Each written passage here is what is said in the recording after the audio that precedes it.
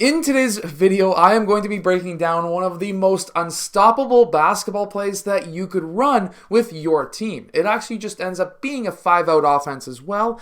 So let's get down, let's check this out really quickly. If you want, make sure to go check out the complete guide to the 5-out basketball offense down in the description below. In fact, the Golden State Warriors just recently used this exact play behind me.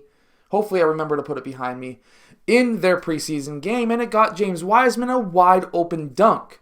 This is actually a play that I use with almost every team that I coach, so I hope that you enjoy. So in the 5-out, we're going to start with our big guys on the wings and our point guard at the point, obviously, and then our shorter guys, better shooters, out down near the corner. Now, how the Golden State Warriors ran this play was the start of how I run the play, which is pin down screens from the wing down to the corner. Once those players get down to that corner, or down to that post, down to wherever those defenders are, because obviously help defense, they're a bit farther away from their men, player 2 will then pop up, and with the Golden State Warriors, player 3 popped up, but then reused player 4 as a screen and then popped up again. His man kind of followed him over top.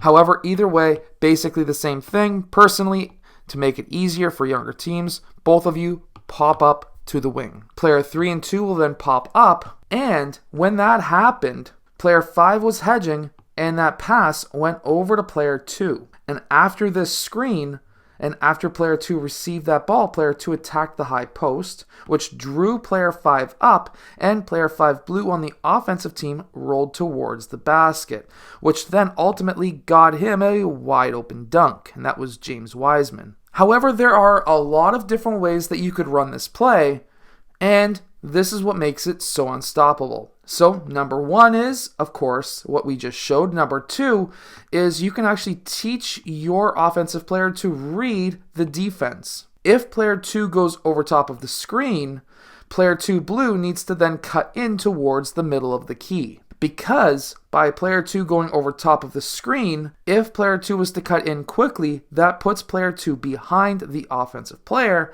and you can have a quick pass for potentially an easy layup. However, if player 2 instead, the defender went underneath the screen, that's when you want to pop up and potentially give yourself an open 3, or that, of course, screen and roll with player 5 rolling towards the basket for the layup. However, here's what makes it so much more unstoppable is the next part of this same play.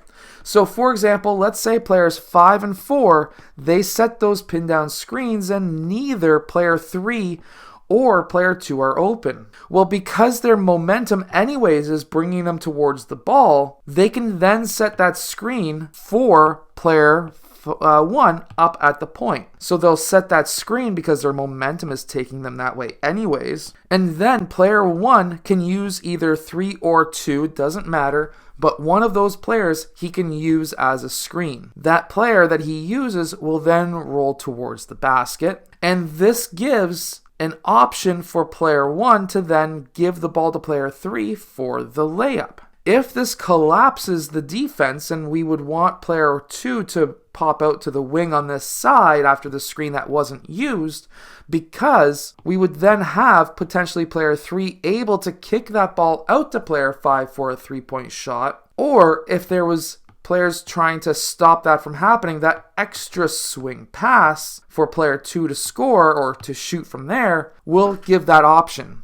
So the nice thing with the 5-out is if you pass quickly, you should be able to get yourself an open shot. In the 5-out and 4-out offenses, you really want to promote passing, because what's going to happen is by passing that ball quickly, getting that ball into the paint and then kicking it out and swinging, and then maybe driving again and drive, kick, swing, and adding in plays like this one, basically a wing to corner pin down screen, you can really basically destroy teams just by running 3 simple plays.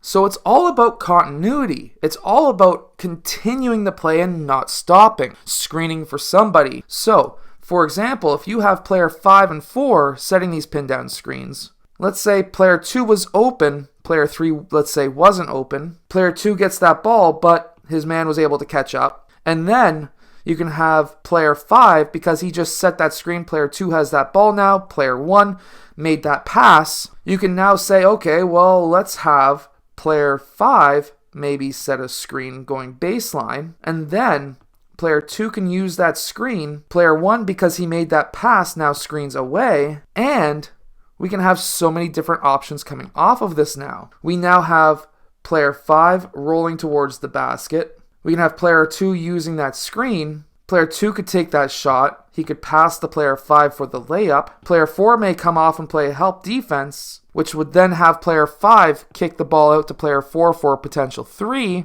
And if player 4 was covered by player 3, he could swing that ball again for a 3. Or we can then reset these guys out. Player 4 is then going to be the one scrambling to get to player 1. Player 1 could then use that momentum of player 4 against him and drive towards the basket, which would then draw another help defender. Again, drive, kick, swing for a 3-point shot. This is how you can really destroy teams with the 5-out offense. Just by starting with a simple pin down screen and then running drive, kick, swing over and over and over and over again can get your team a ton of points very quickly. I hope that you've enjoyed today's video. Make sure to go check out the complete guide to the 5-out offense down in the description below.